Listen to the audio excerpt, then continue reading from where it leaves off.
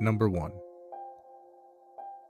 I should preface this by saying I love Halloween, scary movies, and the entire vibe of October. To celebrate Halloween this Monday, I thought my fiance and I could do something a little different to get spooked and celebrate. So I purchased tickets to a tour of a haunted building nearby. This factory was built 2 centuries ago and used mostly to create textiles during World War II. We arrived at the destination and toured the first floor for about an hour. The space was pretty cool, but it wasn't really creepy. The organizers planned to show us the second floor, allegedly very active, and about an hour and a half after the event started. But after about 45 minutes, we were feeling ripped off and ready to leave. There were too many people involved and the lights were on, so we couldn't really get into things. It wasn't sufficiently spooky. So we went out for a cigarette and mulled over leaving. At first, I was hesitant because I'd basically just spent $70 for 45 minutes of meh. I was hoping to get turned around once we were on the second floor, but we'd finished our flask of whiskey and decided it was a bust, and made plans to go to the cemetery near our house instead. We stopped at home to fill up the flask and walked over. This is one of the oldest cemeteries in our country, Canada, and it's massive. So we walked through in the pitch black, checking out ornate headstones and graves from the early 1800s. We were careful not to step on the graves in the dark and used the flashlights we'd got for the tour to guide our way. A few times we heard noises, like keys jangling or a twig breaking, but I chalked it up to small animals or my imagination, since I was thoroughly freaked out here, 1,000% more than the haunted tour. Throughout the excursion, we cleared off debris from a few especially old-looking graves, as a sign of respect and acknowledgement. My fiance took a few pictures of particularly interesting tombstones, and some that seemed to read more clearly in picture with the flashlight shown on them than in real life. I looked at them, and it was amazing how clearly we could read the tombstones in the picture, yet how muddled and weathered they appeared right before our eyes. We eventually decided that it was time to head home, so we made our way out. We stopped at the convenience store on the way home and finally arrived home and went out to the balcony. As I'm sitting beside my fiance, he turns to me and says, "The pictures are gone." Every picture he took at the cemetery was absent from his phone, yet no other photos had been deleted. Number 2. It first starts in 1999, the years 99 through 2000, that time frame. I was 16 years old in high school. One night I woke up and was doing what I do on a regular basis. Woke up and used the restroom. The hallway leads straight across. Parallel to where I'm at is my parents' room. When I opened the door, I noticed there was a figure at my parents' door, right outside. What was unique about it is that it was darker than dark. We didn't keep the lights on. My stepdad didn't leave the lights on at night, but it was darker than dark. At first, I wasn't thinking anything paranormal. I was thinking it was one of them. I said, "Is that you?" I said my stepdad's name, and I didn't hear anything. I said, "Is that you, Mom?" And it talked to me, but it wasn't their voice. It said, "Go back to sleep." I said, "I have to use the restroom," and it said, "Go back to sleep." I was leaning up against the wall. I went back to sleep and didn't think anything of it. The next morning, I went to get something to eat before school, and I told my mom. I said, "Were one of you outside the door last night?" And she said no. And I said, "Well, ask Dad if he was outside the door last night." She called. I told him there was someone outside their door. It wasn't my brother because he was not that tall. I told him about it and he kind of laughed me off. My mom gave me a serious look but didn't say anything else. So about a month or so passed, and I woke up in the morning and my brother said that he'd been up a couple of hours. He told me he saw the same thing.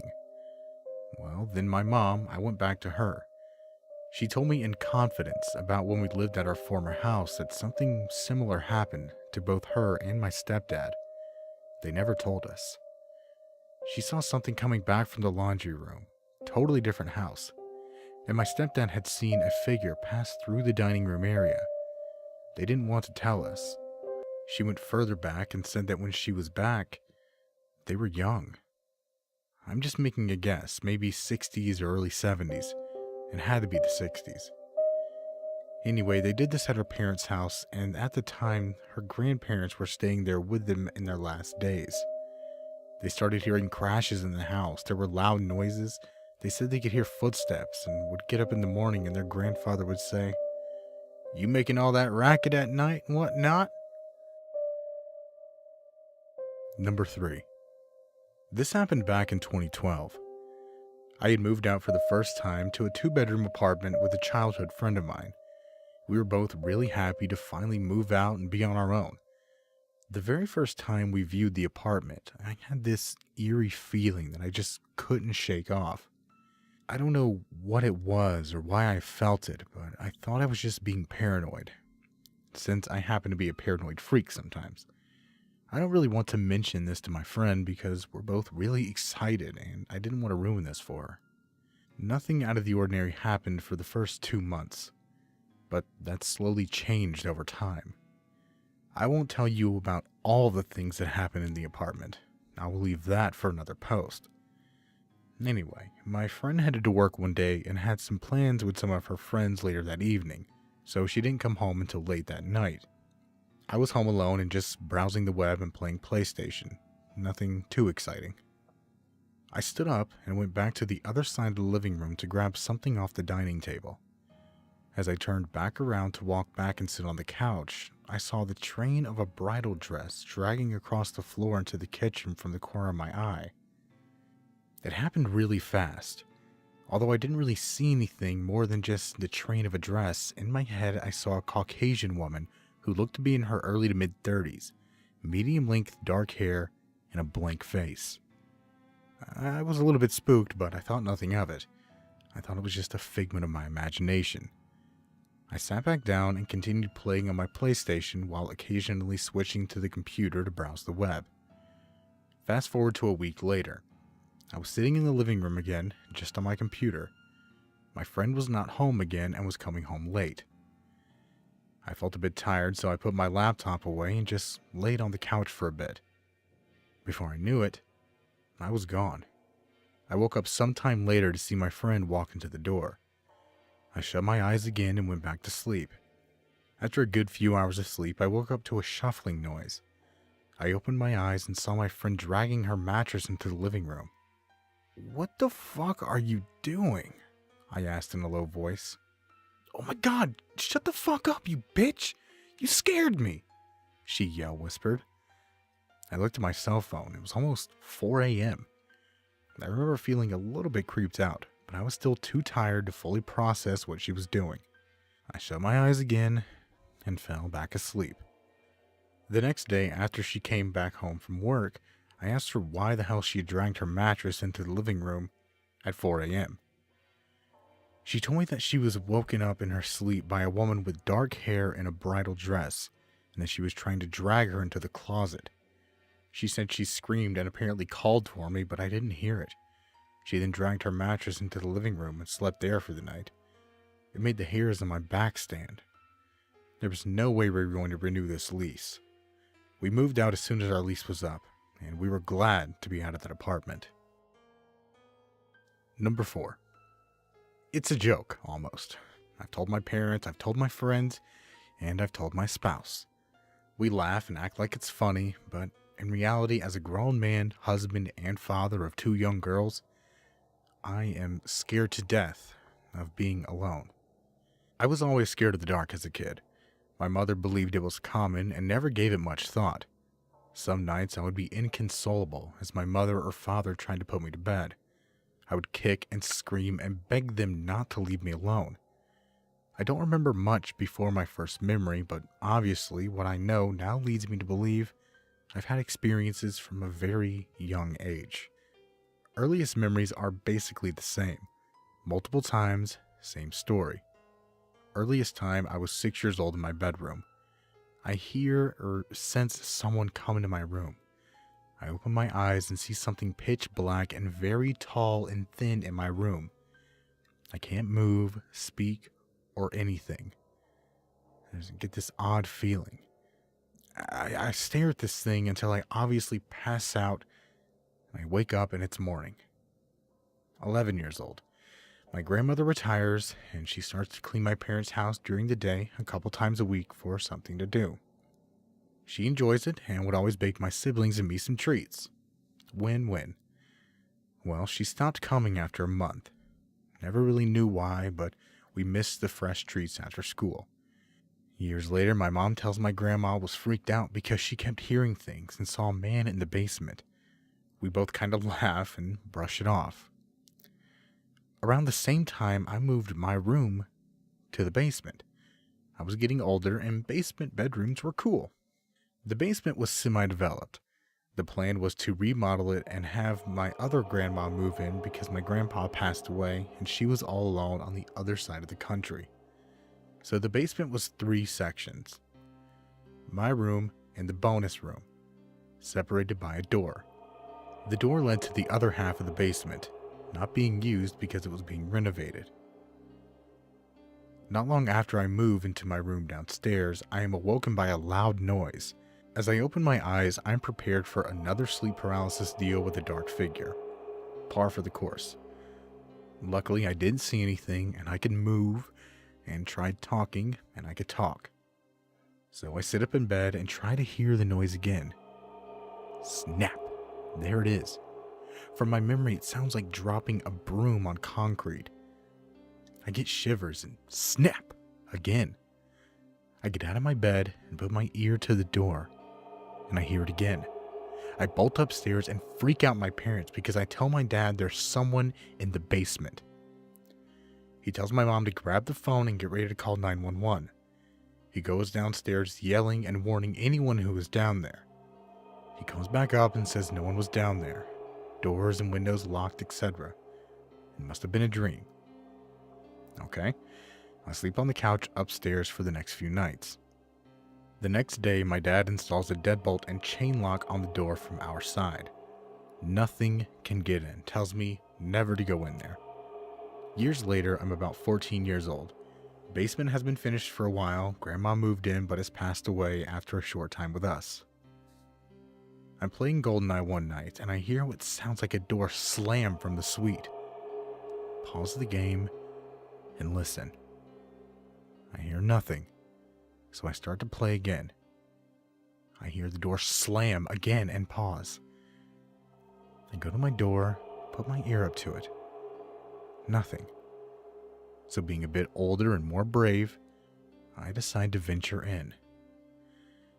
I open the door and I remember how cold it was, which at the time didn't strike me as odd, but now it does. The suite didn't have its own thermostat. The rest of the house was warm because the heat was on. Why was that suite so cold? Anyways, I walk in and slowly observe the empty space. I go into the living room kitchen area and everything looks good. As I make my way back to the door, I feel the need to look down the long hallway to my grandmother's bedroom and the side door to outside. I see that tall, skinny, dark thing. I remember it so clearly. I remember this being the first time I was in control when I saw it. I blinked, rubbed my eyes, squinted, remembered seeing the door handle, the door hinges, the top of the door on 2 sides, but there was 100% something pitch black and at least 7 foot tall. It was longer than the door frame. I ran and locked the door behind me. I was so scared. I went into my room, jumped into my bed, and forced my eyes shut. I remember I felt the desire to open my eyes, but I resisted. I pissed the bed. I'm embarrassed, but I was scared shitless. Well, pissless. Almost 20 years old, renting a basement suite. After years of being afraid of the dark and being alone, I slept with the TV on. It gives me comfort. I wake up in the middle of the night and the black thing is in the doorway. It looks like a huge cowboy silhouette. I don't know how to describe it. It had what looked like a poncho on, and there was a big hat or something. Maybe it was a big misshapen head. I remember the TV flickering had no impact on it. There was something there. I say hello, and I see it move a bit, and I run at it. Nothing. It wasn't there. I turn on all the lights and stay up until work at 7. I have my own home now. I'm the boogeyman hunter. I show no fear and I check for monsters. The truth is, I've seen that dark mass multiple times in the past 12 years. All the same, I don't get sleep paralysis anymore. I'm able to confront this thing. It never answers me, nor does anything different. I sense it or hear it, and it's there. My mom tells me it's my spirit guide, and I laugh. Inside, I cry. Number 5. I'd always closed myself off from spirituality, religion, paranormal beliefs, because I felt like in the end, things could be explained logically. The first thing that changed my mind was the night my dad died. I was 18 at the time, and my mom had recently separated from my dad and moved across the country. My brother, we'll call him L, was 16 at the time and had the misfortune of going to the bathroom at 3 a.m. and finding my dad dead on the floor. The autopsy figured that he died around midnight, so his body was all purple colored and it really messed my brother up. But I'm getting ahead of myself. The reason I started to change my beliefs was the night that he died, before I had any idea that he was gone. I was staying at my boyfriend's place the next town over, and things were going fine. We were watching movies and playing some Borderlands 2 before deciding to call it a night just after 12. When we got to bed, we started chatting, but for some reason, I couldn't shake this horrible feeling in my stomach. All of these thoughts about death and what comes after were really weighing heavily on my mind. So I opened up about it and started talking with my boyfriend about these thoughts. We ended up talking for 2.5 hours and having the most intense heart-to-heart about people we'd lost to natural causes and suicide and such. It was a huge bonding moment, and we both cried. A lot. Eventually we settled down and went to sleep. 2 hours later my phone started ringing and I could see it was my brother calling. So I turned to my boyfriend and just said, "My dad's dead," before answering and hearing the information repeated back to my brother. Despite the fact that I had no idea my dad was dead. Deep down, when I saw that call, I knew, even before the call, that feeling that took over me was telling me something I didn't understand until my brother called. I'd like to know that my dad died of a heart condition he was born with, but was entirely unaware of. This was not something anyone saw coming for a healthy-looking 45-year-old. This event freaked my boyfriend out, but we stuck it out and got engaged a year later. He was awesome and there for me, but that's another story.